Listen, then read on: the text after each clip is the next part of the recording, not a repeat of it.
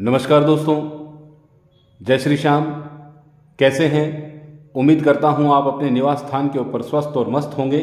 ऐसी आशा मैं मेरे ईश्वर से आपके लिए रखता हूं। आज का जो वीडियो है मेरे दोस्तों, ये हाई कोर्ट की जो एग्ज़ाम लगी है एलडीसी, इसकी कट ऑफ को लेके हम लोग यहाँ चर्चा करने वाले हैं। देखिए, कट ऑफ का निर्धारण तो विभाग के द्वारा ही अंतिम बार हमें ज्ञात हो सकता है, लेकिन चूंकि हम लोग रात दिन मेहनत करके जब किसी प्रतियोगी परीक्षा का हिस्सा बनते हैं और अपने तमाम प्रयासों के बाद में जानना चाहते हैं कि हमारे भविष्य के लिए एक निश्चित अंक क्या होगा जिसके आधार के ऊपर हम आगे की एग्ज़ाम की रणनीति बना सकें, तो उसी को ध्यान में रखते हुए आज का ये वीडियो बनाया गया है। मेरे दोस्तों, जैसे मैंने अभी भी कहा है, अंतिम कट ऑफ का निर्धारण तो विभाग के द्वारा ही होगा, लेकिन आपकी मानसिकता बनी हुई है कि मैं इस एग्ज़ाम के अगला जो पड़ाव है, मतलब टाइप का जो पड़ाव है, उस टाइप के एग्ज़ाम में क्वालिफाई होऊंगा या नहीं होऊंगा, उसके लिए मुझे न्यूनतम अंक क्या प्राप्त होने चाहिए। तो उसका आज काफ़ी दिन हो गए हैं, सभी यार दोस्तों ने, सभी भाई बहनों ने अपने अपने सोर्सों से अपनी अपनी जानकारी इकट्ठी कर ली होगी और उसके आधार के ऊपर एक ऐसी निश्चित संख्या पर भी पहुंच गए होंगे जहां आप अपने आप को सुरक्षित महसूस कर पा रहे होंगे। मैं भी उसी कड़ी के अंदर एक छोटा सा प्रयास किया है। जो भी मुझसे जानकारी इकट्ठी हो पाई, जितने भी विद्यार्थियों से मेरा संपर्क हो पाया, जितना भी मैं जानकारी जुटा पाया, उसके माध्यम से मैं ये कुछ अंक आपके सामने प्रदर्शित कर रहा हूँ। ये अंक वो निश्चित सीमा निर्धारित नहीं करते हैं जिससे आप अपना विश्वास खो दें या बहुत ज़्यादा आत्मविश्वास से भर जाएं। मेरे दोस्तों, विद्यार्थी को हमेशा संयमित बर्ताव रखना चाहिए, उसे धैर्य बनाए रखना चाहिए, क्योंकि वो रात दिन जब मेहनत करता है तो कहीं ना कहीं अपने भविष्य को साकार बनाने के लिए निरंतर प्रयास करता रहता है। लेकिन ऐसा भाग्य में हो कि केवल एकमात्र परीक्षा देने से ही हमें वो सब कुछ प्राप्त हो जाए जो हम लोग आशा रखते हैं, तो बहुत ही चुनिंदा कुछ लोग होते हैं ऐसे जिनके ऊपर ईश्वर का आशीर्वाद रहता है या अपने भाग्य के स्वामी होते हैं कि प्रथम प्रयास में ही उन्हें वो तमाम उपलब्धियां प्राप्त हो जाती हैं। लेकिन फिर भी एक विद्यार्थी का जीवन निरंतर संघर्ष का बना रहता है और आप लोगों ने, सभी ने पिछले लंबे समय से दिन रात एक किया होगा और एक निश्चित संख्या के ऊपर पहुंचे होंगे। तो ज़्यादा समय तो मैं आपका नहीं लूँगा। मैं बताना चाहूँगा आपको, ये जो अंक मैंने लिए हैं, ये आपकी दो एग्ज़ाम हुई हैं, एक 12 तारीख को और एक 19 तारीख को।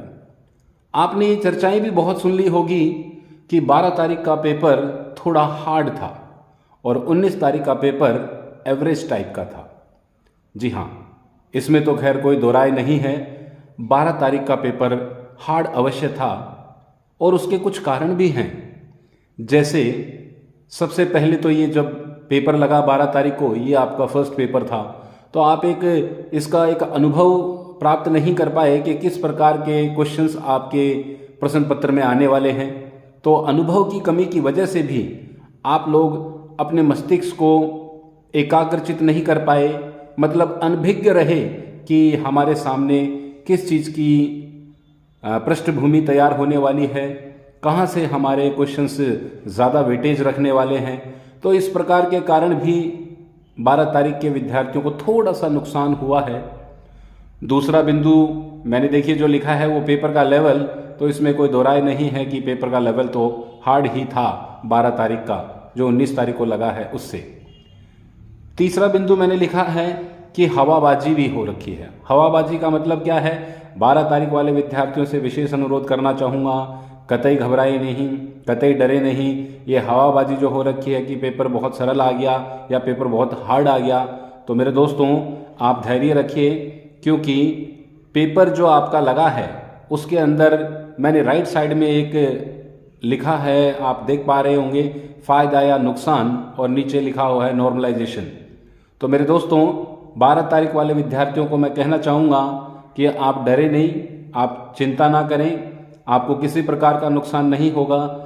जब एक विभाग के द्वारा अलग अलग तिथियों को परीक्षा आयोजित की जाती है तो उसको समायोजित करने के लिए नॉर्मलाइजेशन एक प्रक्रिया है, और इस नॉर्मलाइजेशन के तहत निश्चित रूप से आपके अगर कुछ अंकों में बजाय 19 तारीख वाले पेपर के बजाय अगर कुछ अंकों में नीचे की स्थिति आ रही है तो नॉर्मलाइजेशन से निश्चित रूप से आपको फ़ायदा होने वाला है, इसका आप यकीन रखिएगा।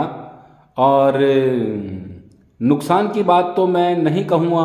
19 तारीख वाले विद्यार्थी जिन्होंने एग्ज़ाम दिया है वो कतई ये न सोचे सर हमें नुकसान होगा क्या। जैसे मैंने कहा कि विभाग हमेशा एक संतुलन स्थापित करता है और वो हमेशा संतुलन विद्यार्थियों के हित में ही होता है।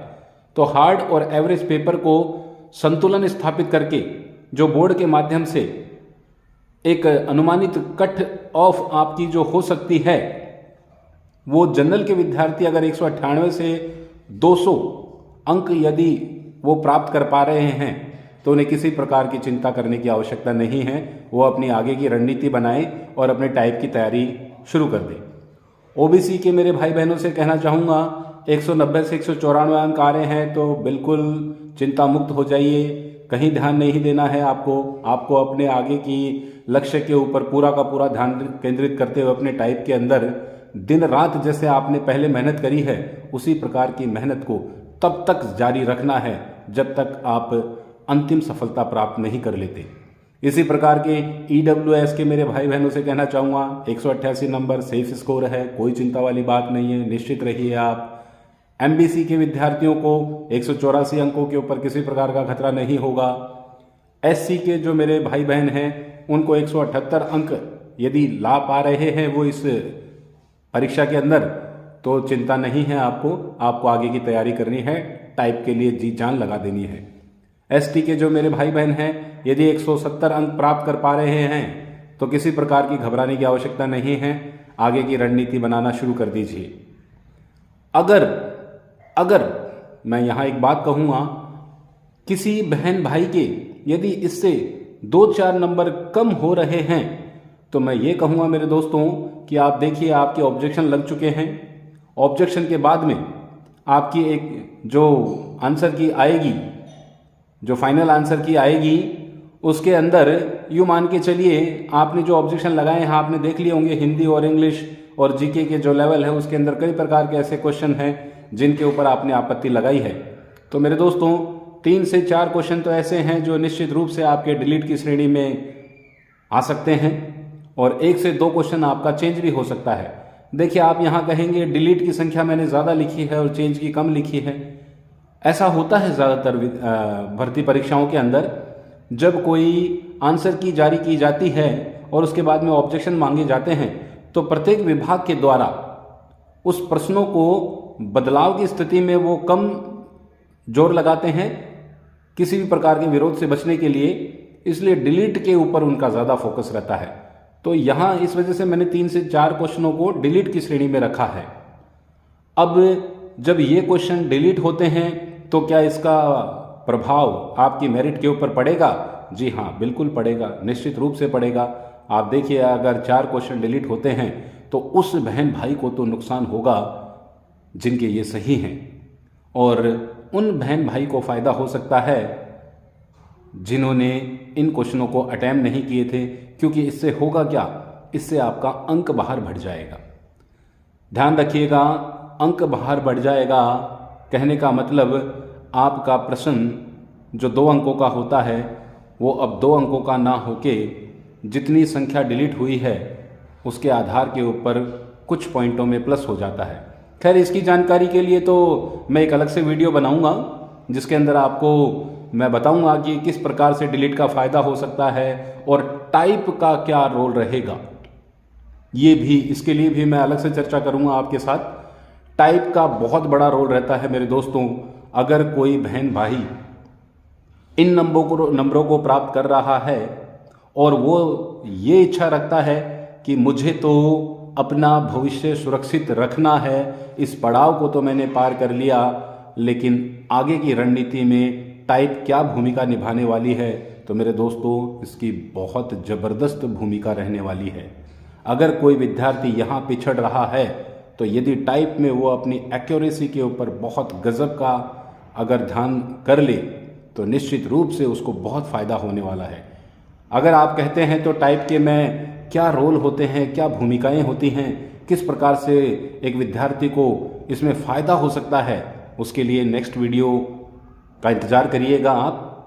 यदि मेरे दोस्तों मेरे द्वारा ये जानकारी आपको कुछ भी प्रकार का, किसी भी प्रकार की सहायता दे पा रही है, आपके आत्मविश्वास को सकारात्मक दृष्टिकोण प्रदान कर पा रही है, तो प्लीज़ इस चैनल को लाइक कीजिएगा, शेयर कीजिएगा, सब्सक्राइब करना मत भूलिएगा, क्योंकि जल्द ही मैं आपके लिए बहुत अच्छी और बहुत ही इस प्रकार की सामग्री लेके आने वाला हूँ जिससे निश्चित रूप से आपके भविष्य को आप सुरक्षित कर पाएंगे। श्री श्याम की कृपा रही तो निश्चित रूप से ये चुनावी वर्ष है, बहुत जल्दी तो आपकी भर्ती प्रक्रिया पूर्ण कर ली जाएगी। रिजल्ट की रही बात तो रिजल्ट मेरे दोस्तों लगभग यूँ मान के चलिए आपकी जो आपत्तियां मांगी है इसका निस्तारण महीने भर के अंदर अंदर तो हो ही जाना चाहिए, क्योंकि चुनावी वर्ष है। और उसके 1 महीने बाद में मैक्सिमम टाइम पीरियड मान के चलिए आप 1 या सवा महीने के अंदर आपका रिजल्ट आ जाएगा। इस प्रकार से आपको तकरीबन 2 महीने का टाइम मिल जाएगा। अगर आज ही के दिन से आप धैर्य बना के अपने मस्तिष्क को एकाग्रचित करके टाइप के ऊपर लग जाते हैं तो निश्चित रूप से आपको आपका आगे आने वाला भविष्य बहुत ही सुखद एहसास देने वाला है। तो बस आज के लिए इतना ही मेरे दोस्तों, मिलते हैं अगले वीडियो के लिए। तब तक जय श्री श्याम, धन्यवाद।